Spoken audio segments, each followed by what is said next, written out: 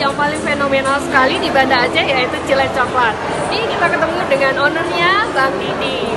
Bang Didi, boleh dong cerita sedikit tentang idenya dulu awal mula bisa berusaha tentang coklat ini gimana?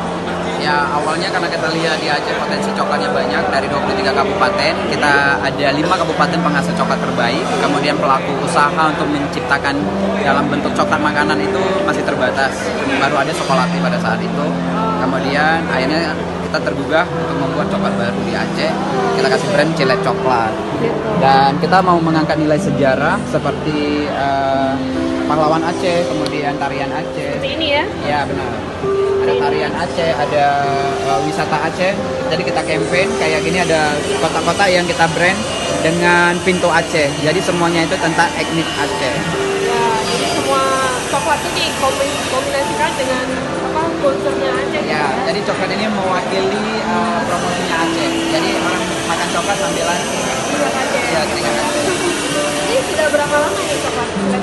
Coklatnya sudah dari Desember 2014 sampai hari ini. Jadi kurang lebih sekitaran jalan 5 tahun.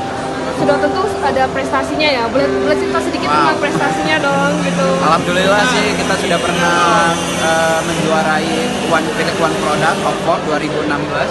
Kemudian 2017 kita mendapatkan penghargaan The Best Product dari Kementerian Pariwisata Indonesia. Yang hari itu kita dapat langsung diserahkan oleh Pak Rijal Yahya di Sel Sabang. 2018 kemarin kita memenangkan UKM naik kelas. Oh, luar biasa sekali. Tapi berarti ini sudah ikut bazar keluar Aceh ya?